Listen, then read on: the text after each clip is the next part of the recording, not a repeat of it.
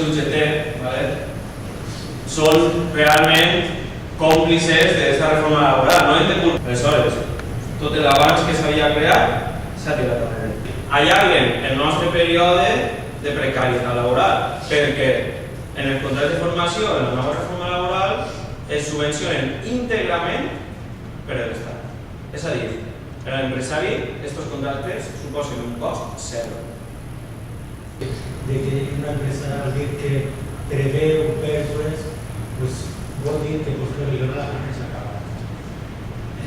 Pot tirar la lluita perquè jo tinc la provisió de que vaig a tindre pèrdues sense demostrar res.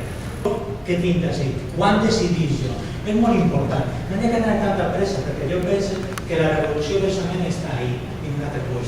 Està en que la gent faci valer la seva decisió, que participe i que evite les manipulacions. I és l'única forma de pegar-li la volta a això. Pot ser que tardi més, però el canvi serà més profund. Després diuen, un euro, tirem, ai, aquest, no tenim negoci, tenim que tirar a 200 treballadors, perquè no arriba. 200 treballadors de 1.000 euros al mes, i resulta que un tio del Consell d'Administració se'n va, on estan els sindicats que són capaços de signar això? Ostres, nosaltres acceptem l'euro, però vostè, Consell d'Administració, anem a igualar el salari, de tots, abans de tirar a la gent a tirar 200, anem a igualar el salari de vostès també, perquè el que cobra un d'ells no el cobren ni els 200 junts, per tant millor seria tirar a un d'ells i que continuen els 200.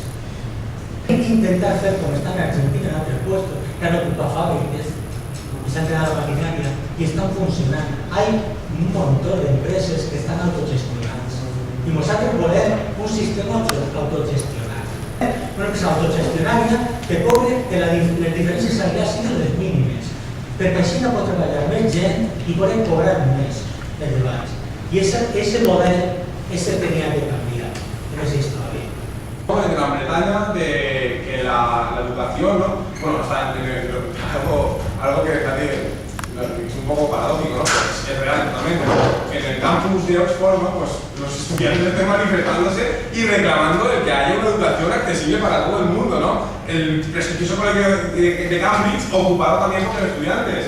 Y luego también, bueno, lo vimos en Francia, ¿no? Como los propios estudiantes también salieron a la calle a defender el que la edad de jubilación no fuese subida, ¿no? Como la clase trabajadora logró arrastrar también a la juventud. O luego también en Italia, todo lo que estamos viendo, bueno, el descontento entre los estudiantes está creciendo por momentos, y no solo de los estudiantes, también de los profesores, porque es que se les han visto que no pueden aplicar un plan que es inviable.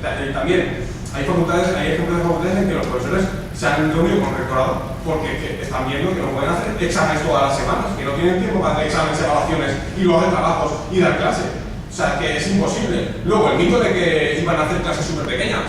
No sé dónde se ha visto. Bueno, la táctica, sí, tal vez hay clases súper pequeñas, por supuesto, pero la táctica de hacer clases súper pequeñas es reducir al máximo la plaza disponible para los estudiantes, así como conseguimos clases súper pequeñas. Si aún así la vemos aún masificada.